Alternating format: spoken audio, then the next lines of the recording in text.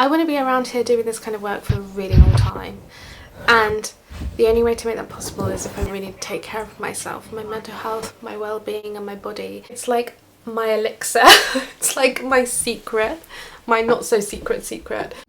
Hi everyone, thanks so much for clicking on this video. I'm Natalie Byrne, I'm an illustrator, but right before we get into it, I'd really like to draw your attention to something that's really important to me. If you go to nat-b.com/4 things, that's NAT dash, the horizontal dash, b.com/4 things. The link to it will be in the description. It's just really 4 really simple tasks that we can all do mostly from home. If you've got time to watch this video, you've got time to do the work and sign some petitions. It would really mean a lot to me.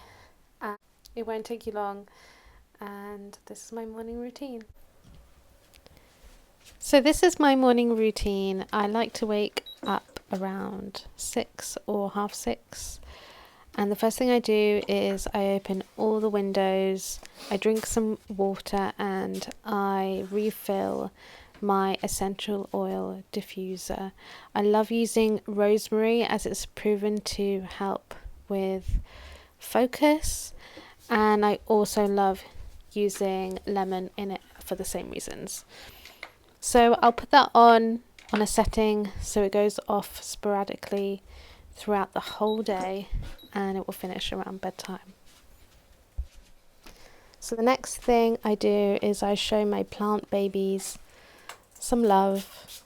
I spritz them to make them feel like they're outside, and my plant babies have given me so much joy, and they're the reason I get out of bed in the morning, I'm not gonna lie. Then I go and make a huge cup of green tea, and I'll sip that slowly as my mind begins to wake up. Once I'm finished, I will meditate. I love using Headspace. I meditate for about 15 minutes if I can, and then I'll go and make a big Americano coffee, and I'll sip that while I do my morning pages. So morning pages is a technique from the book The Artist's Way. I'd really recommend you try it if you're feeling a little bit bleh. And then the next step is I will read a little bit, something that is quite light but still not a novel. And not gonna lie, I usually read when I'm on the toilet because that coffee goes right through me. Now we've had our coffee, the next step is to go work out. Now, it took me a while to get to a good place with working out. I work out for my mind, I work out for my mental toughness, I work out because I want to feel strong, and I work out because I know humans aren't meant to be sat down at our desks for as long as I do. So it's so important to warm up your body. I like to walk my first K, and I will always try and get at least 5k in my distance. I'm trying to up it, so some days I run longer, sometimes I do interval running, sometimes I'll run the whole thing. It totally depends with how I'm feeling, if I'm on my period or not, and how much sleep I got. So after my workout, I always drink a lot of water, and then I warm up whatever part of my body that I'm going to be weight training that day. So today was a pull day, so back and biceps. I have a newfound respect for my body after I had my appendicitis out, and I made a promise to myself that I would no longer neglect my tummy. So I have been doing the Chloe Ting's workout, and oh my god, I've noticed such an improvement on my posture and my back pain through building my core. And also, please don't look at my form because I had no idea it was this bad until I recorded myself. But the workout kills me. This is me trying to catch my breath, feeling proud of what I've done. And one of the most important things that I do is I will always listen to something really educational right after my workout, because I read something a while ago that your brain actually absorbs a lot of the information best after you work out. So don't forget to wash your hands, guys. It's still a pandemic, And this is where it gets weird in my routine, okay? I make the weirdest health drink. There's chia seeds, I've got oats, I've got vitamin C, I've got, what else do I put? Blueberries. Blueberries are so good to keep your focus, so good for your brain. I'm the kind of person that I don't mind something. If it's good for me, I'm going to eat it. So these are powdered greens. Sometimes I like to add in fresh greens like kale or spinach, but we didn't have that today. I also had a breast cancer scare last summer, so I will always put mushroom powder in, and that is, I can't even remember what that is, but something to do with, that's good for you, that's good for you, it's all good for you. It's all good for you. I did my research. It doesn't taste good though. So one of the key parts about having a successful morning routine is preparation the night before. So I always leave my clothes out ready. Yep, me being proud of myself. And I try and have a really quick shower, about 5 minutes, and I feel good. I feel ready to take on the day. But first, I need to do a batch of laundry. One of the joys about working from home is you can kind of get on top of your chores. And then I always like to start my day by wiping down my desk, just so it feels a little bit more clean and fresh.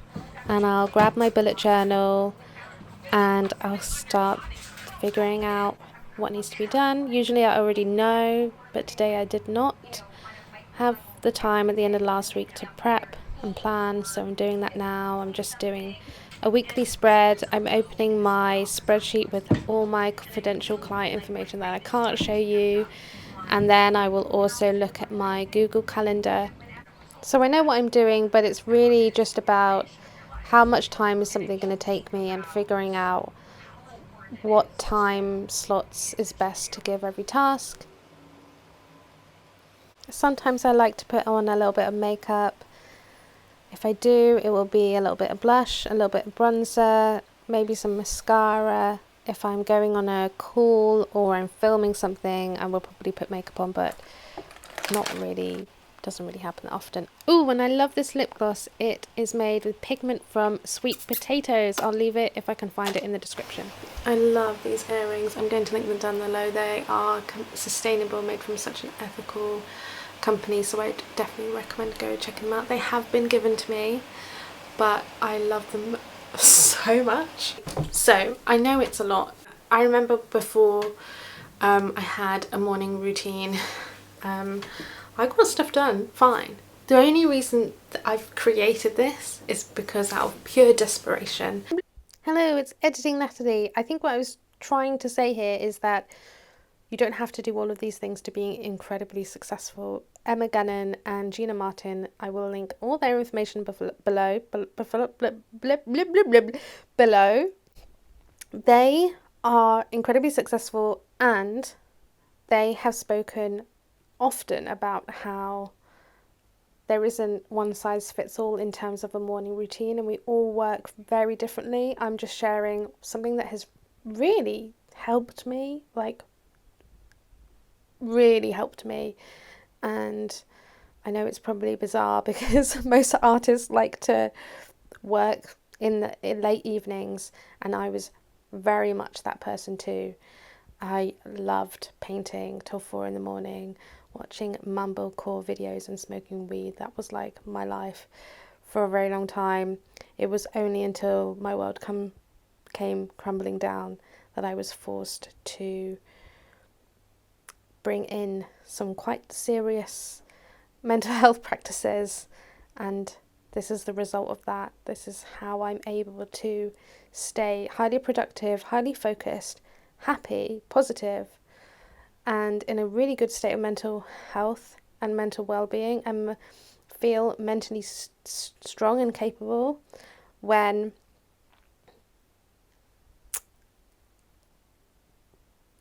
everything else feels like it's falling apart. Okay, on with whatever I was saying. After I graduated, I fell into this really dark place.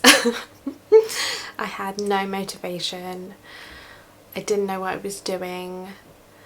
and then I kind of gave up having a creative career because I just didn't believe in myself. And something happened when also when I moved back in with my parents. My mental health didn't do so well, and so I became really desperate, and within that I was willing to try anything and everything. And in that time I read is it 4 a.m. or 4 a.m. Miracle Morning. It's actually available on YouTube for free, I believe. I'll link it below if it is. Which just changed my life, because the statistics are that if you're an early riser, people who wake up early in the morning, people who wake up every single day and exercise, people who journal, like there is statistical evidence that it has dramatic effects on your brain.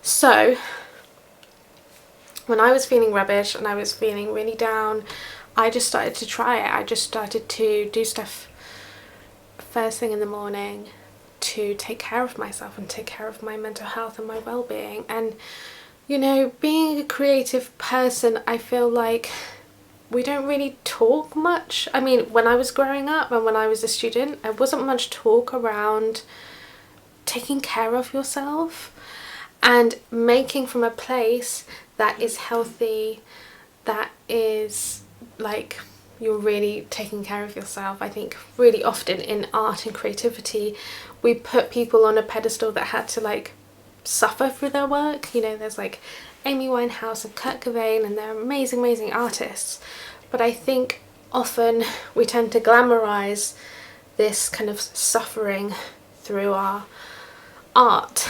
And I want to be around here doing this kind of work for a really long time, and the only way to make that possible is if I really take care of myself, my mental health, my well-being and my body.